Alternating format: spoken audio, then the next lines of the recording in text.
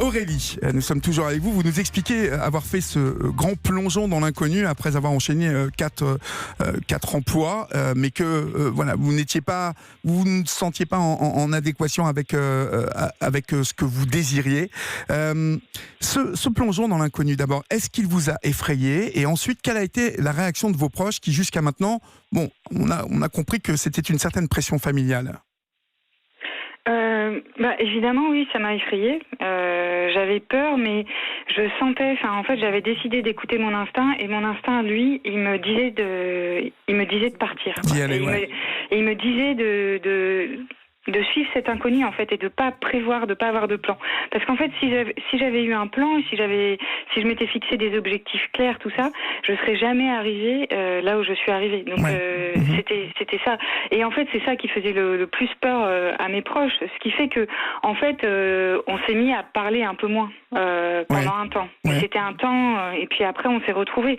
Mais c'est vrai que ce temps-là, il était trop difficile pour eux et pour moi. En fait, il y avait trop d'inquiétude. Alors moi, j'adore l'idée que vous avez eue, puisque vous êtes parti parcourir l'Europe avec l'objectif de redonner le sourire à chaque personne que vous choisissiez. Expliquez-moi pourquoi d'un seul coup avoir eu cette idée, cette belle idée et cette idée qui fait avancer. Parce que, en fait, l'idée de départ, c'était d'arrêter de voir autant de résignation. Enfin, c'est ça qui m'avait fait partir. C'était le fait que moi, je trouvais pas de sens, et puis le fait que je voyais que autant de gens autour de moi ne trouvaient pas le sens, étaient résignés, et j'avais envie de redonner de l'élan. Et en fait, je voulais aussi parler à tout le monde, aux gens ordinaires. Et ça, c'était la chose importante dans mon projet. C'est pour ça que ça s'appelait Ordinary Happy People, parce que je voulais pas, en fait, faire des grandes leçons pour dire on peut devenir super connu, on peut devenir super pointu dans son métier. Non, on peut juste être soi, retrouver l'élan intérieur et être heureux. C'était ça que je voulais faire. D'accord. Alors, c'est en arrivant à Lisbonne que vous avez lancé votre projet Ordinary Happy People. En quoi consiste-t-il, ce projet ? Je faisais alors c'est aussi, en fait, c'est en arrivant à Berlin. Ça a commencé à Berlin puis à Lisbonne. D'accord. Et je faisais deux choses. J'allais dans des endroits où les gens sont un peu moroses, et je tenais un grand panneau où il y avait écrit souriez, ça pourrait changer votre journée. Ouais. Par exemple, dans le métro à Berlin ou à la sortie dans les quartiers d'affaires à Lisbonne. Et en fait, il y avait plein de sourires qui naissaient. Au début, les gens, ils se disaient, mais elle est complètement folle, qu'est-ce qu'elle fait ? Ouais. Et puis, il y en avait qui essayaient de résister. Et finalement, moi, je forçais rien. J'étais juste là pour proposer un sourire, et les gens se mettaient à sourire. Et il y en avait qui me dépassaient, puis qui revenaient et qui me disaient, excusez-moi, mais aujourd'hui, j'ai plein de problèmes.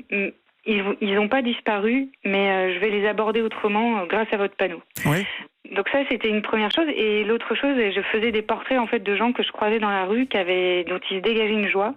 Et je captais par une photo et un écrit la joie qui se dégageait d'eux. Je partageais ça sur Internet pour, en fait, donner de l'espoir à ceux qui me lisaient. Vous vous êtes trouvée, Aurélie, aujourd'hui, vraiment à travers ce projet, puisque aujourd'hui vous vivez dans le Limousin, sur la diagonale du vide. Votre quotidien, sans doute, a considérablement changé. Vous avez raconté votre histoire dans un livre, Embrasser l'inconnu. Racontez ce changement de vie. C'était une façon de pousser les gens à écouter leurs envies, à réaliser qu'ils avaient des envies, et que, à travers votre histoire, eux aussi pouvaient changer de vie. En fait, moi, je veux pousser personne. Je veux juste témoigner pour dire c'est possible. Oui, déclencher. Et ensuite, chacun en fait fait comme il peut, comme il veut, comme il peut, parce que on a des barrières plus ou moins grandes chacun. On a aussi des contraintes plus ou moins grandes. Mais voilà, c'était pour dire c'est possible, et effectivement semer des petites graines et donner de l'élan.